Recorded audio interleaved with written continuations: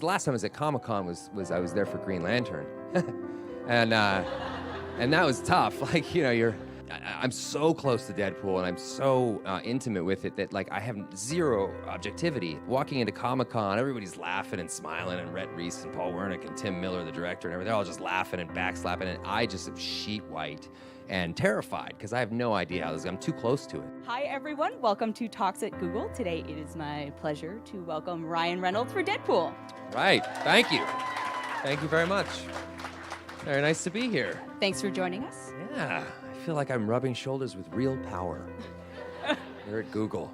Love it. Yes. Ryan, how excited are you for people to see this movie? I could not be more excited, actually. I'm 11 years excited. When I talk about it, I always just grateful. I'm wearing an adult diaper. This movie has been just the biggest pain in the ass to get made, and somehow, some way, the movie gods looked down on us and made that happen through a number of illegal transactions, not the least of which being our test footage leaking onto the internet accidentally about 2 years ago, and that's what gave us the green light. So I'm thrilled to talk about Deadpool movie because I never thought Deadpool would actually would exist. It's been an 11-year thing, and it's the worst relationship I've ever been in. But we're happily married now, and we're expecting. Congratulations. Yeah. Thank you. Would it be fair to say the internet helped make this movie happen? No, it would be absolute fact to say that the internet is why I'm sitting here talking to you. Quite literally, it was the fans overwhelmed 20th Century Fox Studios with hate mail. I'm sure other illegal substances filled in all sorts of containers. They were vicious, and they so overwhelmed Fox with feedback and positive feedback about a Deadpool movie that here we are. With relatively short order, they were basically said, go make your movie and leave us alone, because we were sending emails. We sent emails to the heads of the studio that you would never send to the head of a major film studio. They were just borderline illegal. I think they were just happy to say, here's the green light, now please leave us alone. When were you first introduced to the character of Deadpool? I was on a set. I was on the movie Blade Trinity, which I hope most of you have not seen.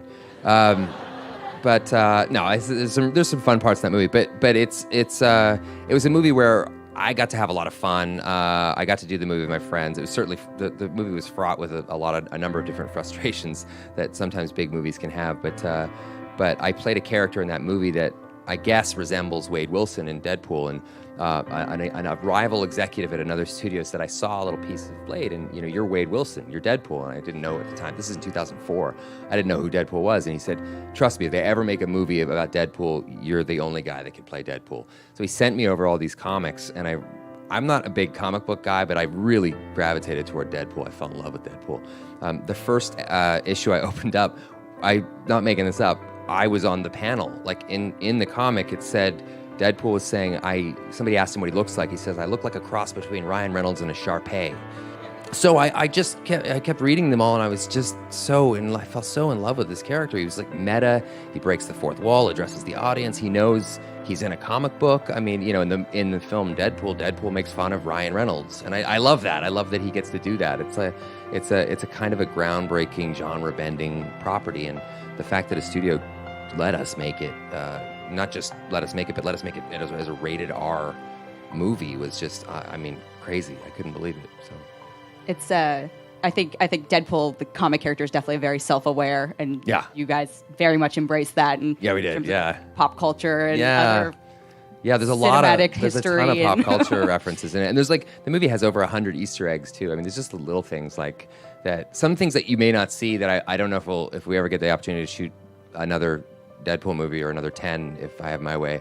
I'll use in those, so I don't want to really give them away, but there's so many great little Easter eggs. It was so much fun to plant all these things in the movie. Of what you can tell us, what was one of your favorite things to film for the movie? Probably my favorite scene in the movie. There's a scene where Deadpool attacks another X-Men, and I just like that in this moment we're really embodying the moral flexibility of the character. I mean, that's one of the things that I personally love about Deadpool so much, is that he ostensibly looks like a superhero, but he's morally flexible in every every way. Like, and that to me is just you get a lot of superheroes that are tough and that talk like this and all that, But Deadpool's like he genuinely is a guy that'll just sort of help out whoever has the fattest wad of cash, and I love that about him. And so there's a scene where his ego gets bruised and he just attacks this X-Men named Colossus.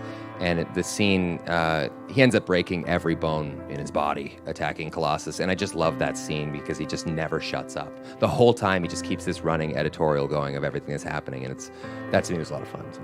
Every bone. It was. Yes. He's not graphically too. Exaggerating. Yeah. What's one of the things that you did in the preparation process that you weren't sort of expecting to have a large effect on playing the part? The prep for me was easy. It was basically being eased out of my mother's womb and then being fed enough to grow into adulthood and then beginning filming. I mean, to me, it was a matter of that marriage between myself, Rhett Reese, and Paul Wernick, and just finding these two writers that so understood everything that we were trying to do. And those guys have been such a privilege to not only to know, but to work with. Also, the thing I love about Deadpool is the marketing campaign is an extension of the film, which is not normal. Most times when you have a character that breaks the fourth wall and addresses the audience directly, the possibilities for a film are obviously limitless, but so is the marketing. So for me, the marketing's been a lot of fun. We've been shooting, I think we've shot over 40 viral videos, maybe only 12 or 15 we've released.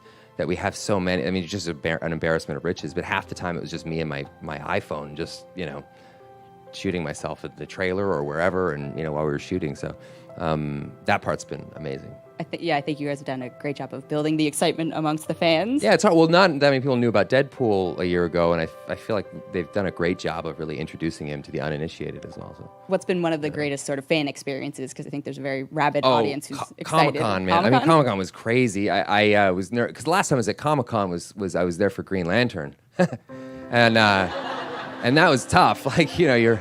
So, you sort of feel like, I'm so close to Deadpool and I'm so intimate with it that, like, I have zero objectivity. I mean, absolutely zero. So, walking into Comic-Con, everybody's laughing and smiling, and Rhett Reese and Paul Wernick and Tim Miller, the director, and everything, they're all just laughing and backslapping, and I just am sheet white and terrified because I have no idea how this is. I'm too close to it. So, then when our presentation played, we showed them about 3 or 4 minutes of the movie. And it finished, and they were all on their feet, and then they started chanting one more time. So they played it one more time, our presentation, and that to me was like I was so surreal. It was such a magical moment. I think a lot of people on the internet were curious. Were there any on-set shenanigans? And if so, can you tell us about any of them? Wow. Not a ton. Like, surprisingly, for a movie like this, there weren't a ton of on-set shenanigans. A lot of it was just alternate jokes. I mean, we just had so much fun with messing. I mean, it was just a matter of time that sort of pulled us away from each scene. But we would do 15 alt jokes for every one you see in the movie. So the home entertainment package or whatever the hell I'm like so old. I'm like, the Laserdisc package for this film is going to be exceptional. But the digital package that comes after, they're going to have everything. I mean, all the gag reel is just stupid. A funny. 9-hour cut. Yeah, you could do like a 9-hour. I mean, there's so many little extras that stuff's going to be fun, I think. All right, well, where do you think the character Deadpool could do the most good in the world we currently live in?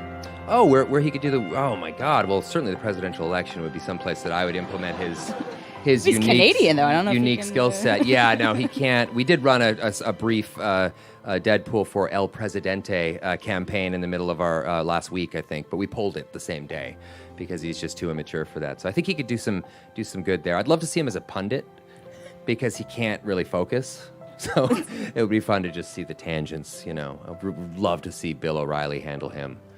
Yeah. Yeah, the pundit with a mouth. Right, exactly. It's got a good ring to it. Yeah. Deadpool 2 with the pundit with a mouth. Exactly. All right. Exactly. Well, thank you so much for joining us today. Thank you so much. Thank you guys for having me. Thank This you was guys. really fun. I really appreciate it. Thank you.